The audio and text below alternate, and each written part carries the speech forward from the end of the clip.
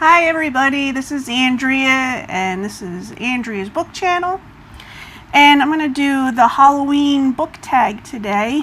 I saw Peter do it on Peter Loves Books, and it's also an original tag by Naomi the book lover, and I watched her video as well, and in it she said that you should wear something Halloweenish, so those are supposed to be cat ears, but I've had them for so long that they barely work anymore, so I had to put bobby pins in, so hopefully it looks okay.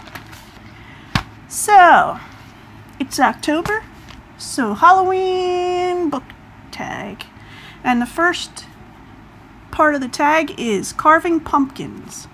What book would you carve up and light on fire? Now, I normally wouldn't do that. I like books a lot, and I appreciate the act of writing. I write myself. Don't have any fiction published, but hopefully I will someday. I am working on something, but I picked a book that my sister gave me, and it is called Heal Your Body, A to Z. Okay. It's a non-fiction, I guess. It's a bunch of nonsense, honestly. So it's like, let's see, what could possibly be wrong with you? Diabetes. The probable cause, longing for what might have been, a great need to control, deep sorrow, no sweetness left.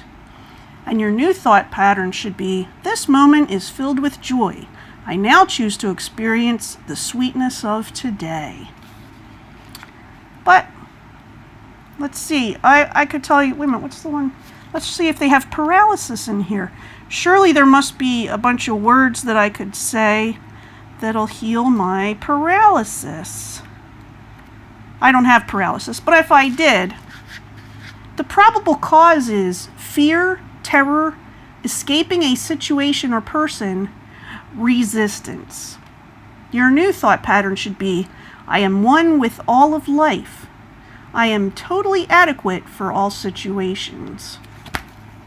I want to light this book on fire, okay? Because to me, this feeds into the thing where you blame people for what's wrong with them. Sometimes, yeah, you haven't been taking care of yourself. But some of these things you don't have much control over, and having a new thought pattern isn't going to heal them. So, but at the same time, it's a book. So I don't want to light it on fire, but I also don't want to pass it on to somebody else who will read it and take in this kind of nonsense. So I haven't done anything with it. I'm thinking of putting it in the recycles, but my sister will probably freak out. So that is my carving pumpkins one. Number 2, trick or treat. What character is a treat? What character is a trick? So I would say for a treat, I picked Danny Torrance from Dr. Sleep by Stephen King. Yes, he was also in The Shining, but he's an adult in Dr. Sleep. And I totally enjoyed his personality. I thought he was a really interesting character. Which one is a trick? I would say, see, the way that Naomi the book lover explained this is it's a person you love to hate or a person you hate to love or something like that. So I picked The Comedian from Watchmen by Alan Moore because I love to hate him and I hate to love him. I just think he's an interesting character. But I'm not supposed to like him because he does terrible things. Number 3, candy corn. What book is always sweet? So I picked Can't Wait to Get to Heaven by Fannie Flagg.